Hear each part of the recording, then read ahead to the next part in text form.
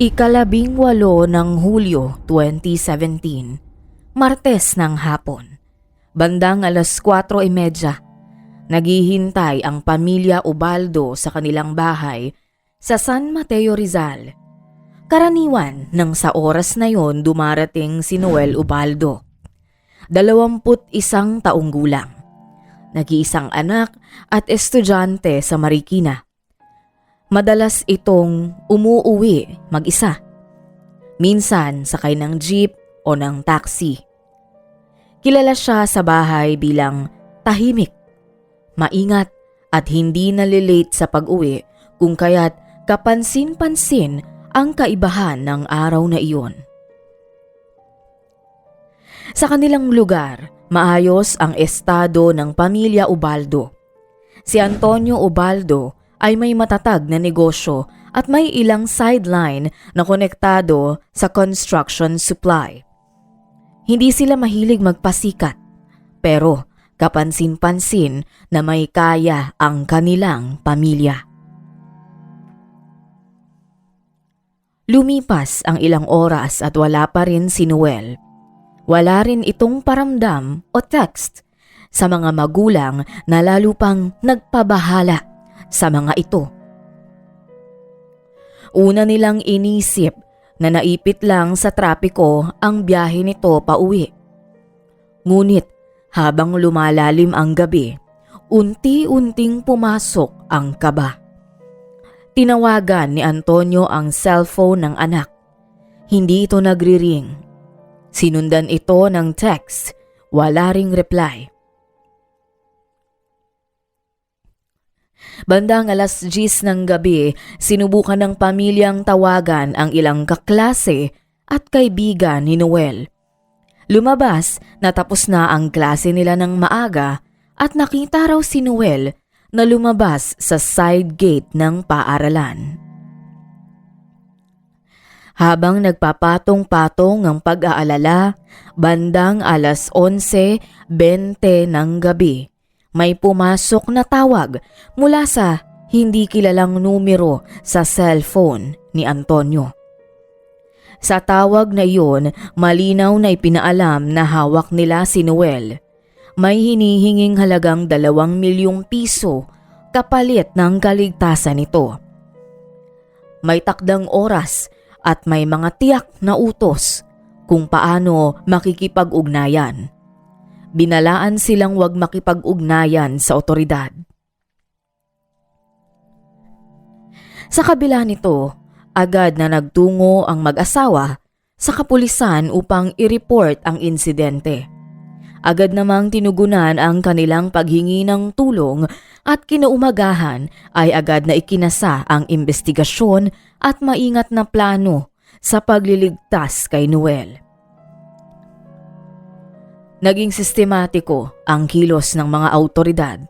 Inuna nilang buuin ang malinaw na timeline mula sa oras ng paglabas ni Noel sa paaralan hanggang sa unang tawag ng nanghihingi ng ransom. Habang sinisiyasat ang unang tawag, napansin ng mga investigador na tila may sapat na kaalaman ang tumatawag tungkol sa pamilya Ubaldo. Alam nito ang trabaho ni Antonio, ang lawak ng kabuhayan at maging ang bagong cellphone number ni Antonio. Isang numerong hindi basta-basta nalalaman ng maraming tao at hindi rin nakasave sa telepono ni Noel.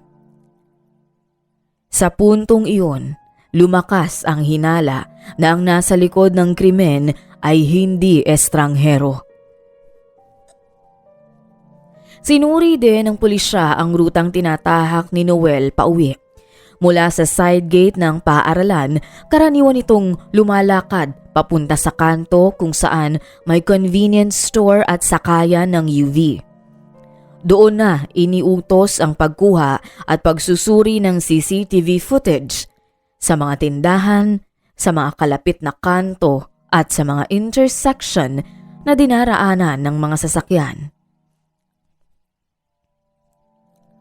Habang nagpapatuloy ang pakikipag-ugnayan ng salarin, nagtakda ito ng 1 linggo para mabuo ng pamilya ang hinihinging pantubos.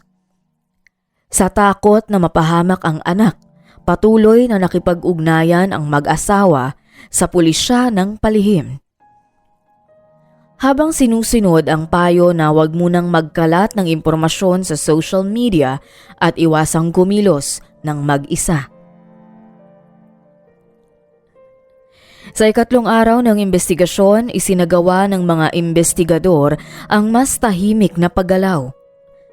Nagpanggap silang mga sibilyan para hindi mahalata ang kanilang presensya. Sa isang convenience store malapit sa side gate ng paaralan, nakuha sa camera ang malinaw na galaw ni Noel bandang 4:12 ng hapon. Makikitang lumabas siya ng gate, hindi nagmamadali at tila nakatutok sa cellphone. Ilang segundo ang lumipas, lumapit sa kanya ang isang puting sasakyan na tila isang taxi cab. Ito ang huling pagkakataong nakita si Noel bago matuklasan ang kanyang pagkawala. Sa muling pagtawag ng mga salarin, unti-unting napapatunayan ng pamilya na tila maraming alam ang mga sospek sa buhay ng mga Ubaldo. Sinubukang hilingin ng mag-asawa na makausap si Noel ngunit hindi pumayag ang mga ito. Sa halip ay pinressure pang lalo ang mag-asawa na malikom ang halagang hinihiling sa lalong madaling panahon. Ang hawak na pera ni Antonio noong mga panahong yon ay hindi sapat sa hinihinging panubos kung kaya't sinubukan niyang lapitan ang isa sa pinagkakatiwalaan niyang tao. Ang ninong ng kanyang anak na Simon Galliejo. Nagpahayag ng pagkagitla ang ninong ni Noel sa balitang tinangay ito.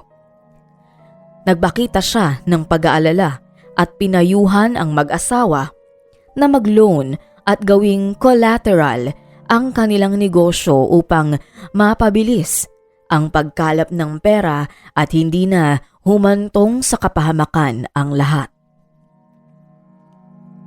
Ang payong ito ni Mon ay agad namang ikinonsidera ng mag-asawa. Gayunpaman, naging kahina-hinala sa pamilya ang kilos ni Mon. Ang pagbanggit nito ng halagang 2 milyon na hindi naman nasabi sa kanya ng mag-asawa ay naging questionable para sa kanila.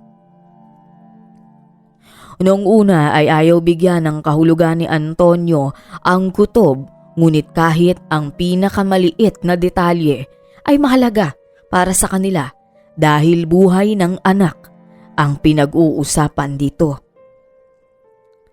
Iniulat ng mag-asawa sa otoridad ang hinalang ito at sa puntong iyon ay itinuring si Mon Galliejo bilang person of interest nang hindi niya nalalaman. Samantala, kapansin-pansin sa mga sumunod na araw ang madalas na pangangamusta ni Mon kung nakapag-loan na ang mag-asawa. Sa payo ng mga otoridad, naging maingat sila sa pagsagot kay Mon. Patuloy din ang pressure mula sa mga suspect sa agarang pagbibigay ng hinihinging salapi. Nagbigay ng palugit na 1 linggo ang mga salarin at tinakda ang pagkikita sa isang hindi mataong lugar sa Rizal, gabi ng ika-25 ng Hulyo, taong 2017. Sa panahong ito ay lalo pang lumalakas ang kutob ng mag-asawa sa kaugnayan ni Mon sa insidente. Sa pakiusap ng mag-asawa ay isinagawa ang surveillance kay Mon Galliejo. Si Mon ay hindi lang ninong sa papel. Matagal na itong malapit sa pamilya Ubaldo.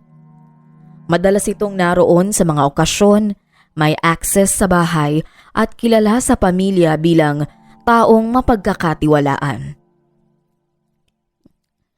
Sa masusing pagbusisi, Lumabas na si Mon Galliejo ay may mabigat na problemang pinansyal. Matagal na itong baon sa utang dahil sa pagsusugal. Alam ni Antonio na mahilig si Mon sa pagsusugal, ngunit hindi sumagi sa isip nito na mababaon sa utang ang kumpare at hahabuli ng mga loan sharks dahil sa hindi pagbabayad. Noon din ay tumibay ang hinala ng mag-asawa kay Mon.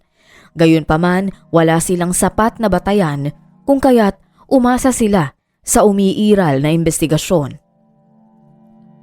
Napansin ng surveillance team ang paulit-ulit na biyahe ni Mon papunta at pauwi sa Montalban, Rizal. Hindi ito bahagi ng karaniwang galaw niya.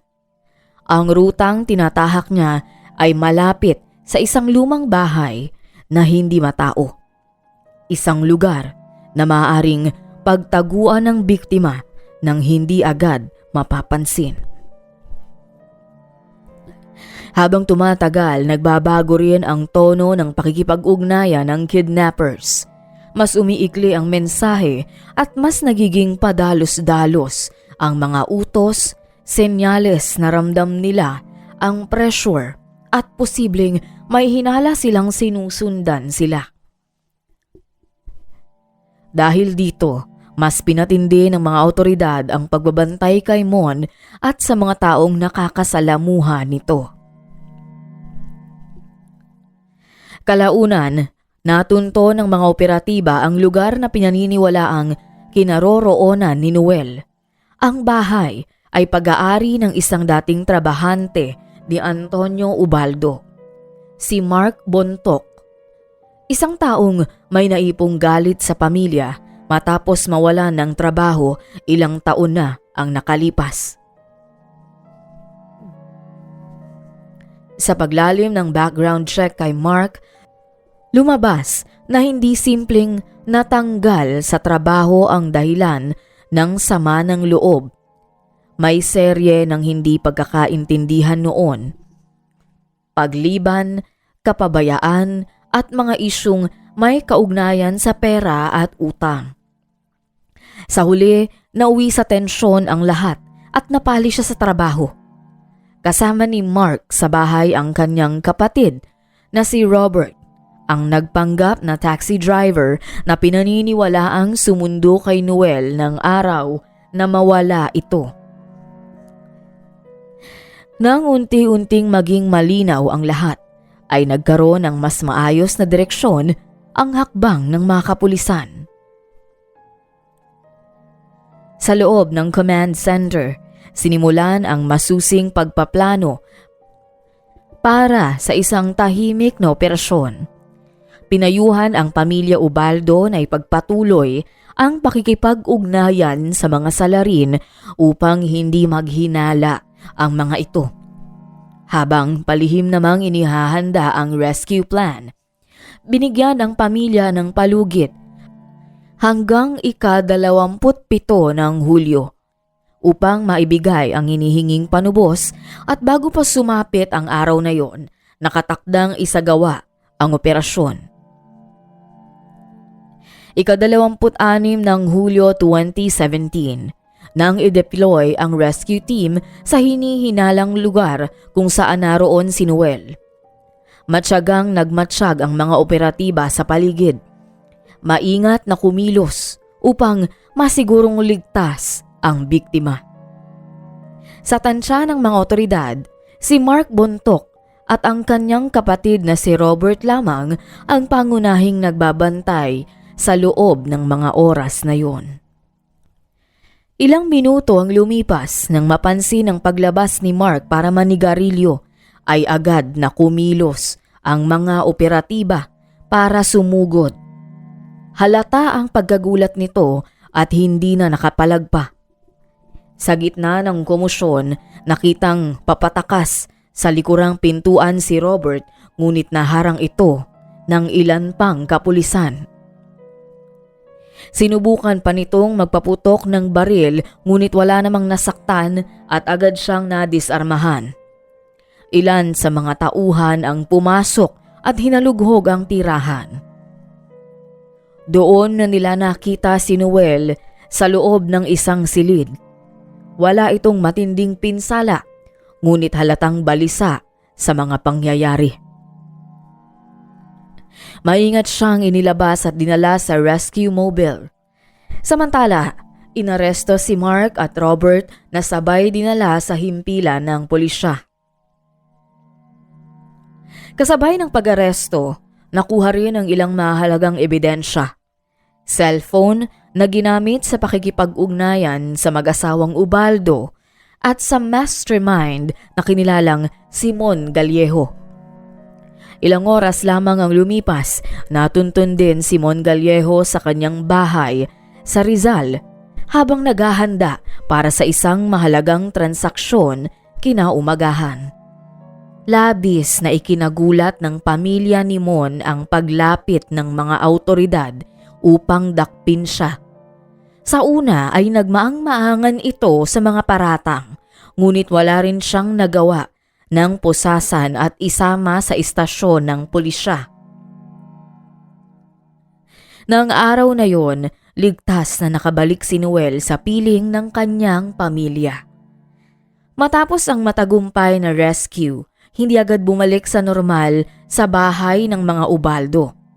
Bagamat ligtas na si Noel, dala niya ang epekto ng masamang karanasan, lalo pa nang matuklasan niyang ang malapit na ninong ang mismong utak ng lahat. Minabuti ng pamilya na idaan siya sa counseling upang matulungan siyang iproseso ang karanasan. Samantala, umusad ang kaso sa korte. Iniharap ang mga ebidensyang nakalap ng pulisya. Sa proseso ng paglilitis, unti-unting tumibay ang konklusyon ng mga awtoridad. Taong 2019, nang ibaba ng korte ang hatol na reklusyon temporal sa mga pangunahing sangkot mula 12 hanggang 20 taon na pagkakakulong. Hindi na hinarap pa ng pamilya Ubaldo Simon kahit pa humiling itong makiusap. Pinutol ng pamilya ang ugnayan nila sa taong inakala nilang mapagkakatiwalaan, ngunit magdudulot pala ng kapahamakan at bangungot na mahirap kalimutan. Sa wakas, naibalik si Noel at napanagot sa batas ang mga pangunahing sangkot. Ngunit ang pinakamabigat na naiwan sa pamilya Ubaldo ay ang katotohanang ang panganib ay nagmula sa taong matagal na nilang pinagkatiwalaan. Sa kasong ito, naging malinaw na ang panganib ay maaaring nariyan lamang sa tabi, kung kaya't piliing mag-ingat at huwag magtiwala ng lubos upang hindi pagsisihan ang lahat sa huli.